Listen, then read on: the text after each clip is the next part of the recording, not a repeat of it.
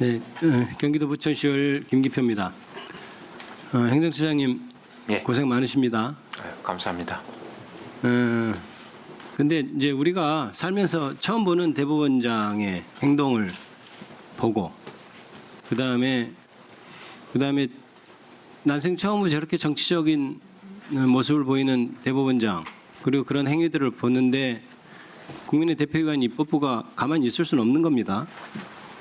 사법부의 독립을 대법원 얘기하지만 오히려 너무나 정치적으로 행동하는 대법원장으로 인해서 대부분의 사법부 종사자들, 판사님들이나 이런 분들이 자존심을 잃게 되고 이런 사태가 벌어지고 있지 않습니까?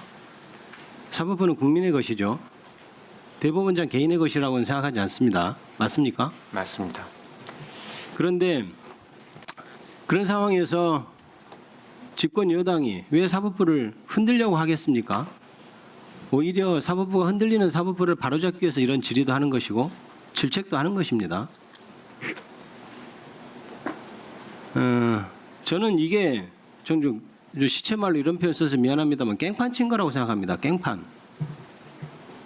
행정처장님 아까 답변에서도 말씀하셨지만 임명이 안 될 거라고 예상하시잖아요. 그죠? 그렇게 대답하시지 않습니까? 임명 안 될 거다. 근데 던져놨잖아요. 그렇게 단정할 수는 없습니다. 아니요. 그렇게 말씀하셨어요. 임명이 안 될 거라고 생각한다고 말씀하셨습니다. 한번 찾아보세요. 그런데 그걸 알고서 대법원장도 마찬가지로 그렇게 생각하고 있을 겁니다. 어차피 협의 안 되고 조율 안 됐으니 이거 던져놔도 결국 임명 안 되겠지. 이렇게 생각하는 상황에서 이게 던져놓은 건 깽판 친 거죠. 그래, 난 모르겠고 협의고 뭐고 모르겠고 알아서 해라. 이게 대법원장이 할 일입니까? 뻔히 임명 안 될 거를 왜 던져놓습니까? 그리고 아까 우리 존경하는 박현태 의원께서 말씀하셨지만 그 제청된 4명 외에서 지금 하라고 누가 얘기하고 있는 것도 아니고 그 4명 중에 의견이 지금 조율이 안 돼가지고 하는 것을 굳이 어떤 사람 꼭 해야 되겠다 서로 무슨 기싸움 하듯이 해가지고 예? 만약에 저는 청와대에서 어떻게 얘기했는지 잘 모르겠습니다. 저는 안 들어봐서. 그런데 가서 청와대에서 누구를 좀 희망했다고 칩시다. 그게 그 4명 중에 한 명일 텐데 대법관 추천위원회 후보 추천회에서 올라온 그 4명 중에 한 명을 청와대에서 고집한 것을 고집했다면 그게 안 된다고 대법원장이 해서 이렇게 깽판을 치는 게 맞아요? 그게 대한민국의 최후의 보루 그러니까 어떤 법적인 불안정이 있을 때 잡아주는 역할을 하는 안정적이어야 하는 대법원이 할 일입니까 이게? 얼마나 많은 분란이 생기고 있습니까? 오늘만 해도. 그래서 저는 부적절하다고 생각합니다. 저는 그래서 차제에 이런 재청권이 필요한가? 이런 생각이 듭니다. 헌법 개정해서 재청권을 없애야 된다는 생각입니다. 다른 선진국처럼 의회와 대통령 동의권과 임명권 2개 주면 되지. 서로 협의 잘하라고 그것을 믿고 두었던 규정, 재청권, 임명권 이거 굳이 둘 필요 있나? 이렇게 민주적 정당성이 떨어지는 대법원장이 한 재청권이 임명권을 형해화하게 되는 그런 상황이 벌어질 수 있는데 왜 재청권을 둬야 되지? 이런 생각이 듭니다. 그리고 뭐 사죄의 말씀을 아까 드렸다고 했는데 전화해놓고 그냥 의견 물은 거면 왜 사죄의 말씀을 드렸습니까? 잘못한 것도 없는데.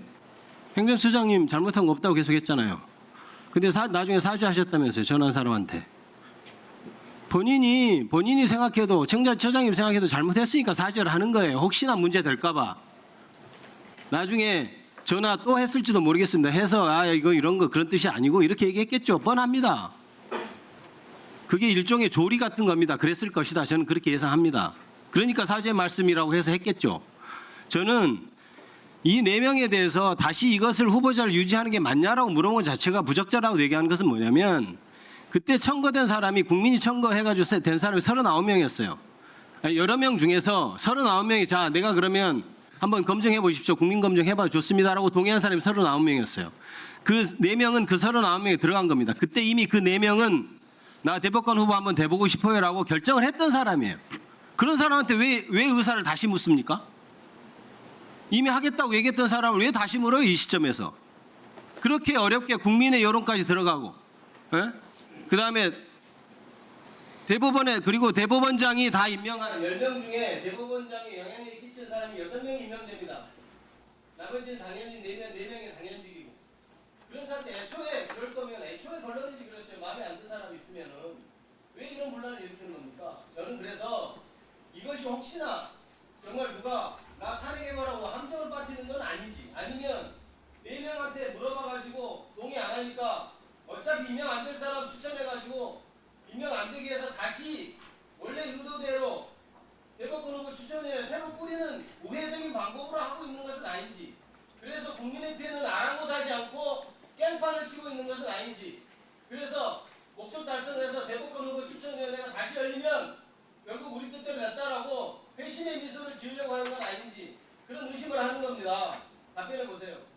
그게 법원에 어떤 도움이 되겠습니까? 저는 그렇게 하는 건 법원에 전혀 도움이 안 될 것 같습니다. 제 생각에는.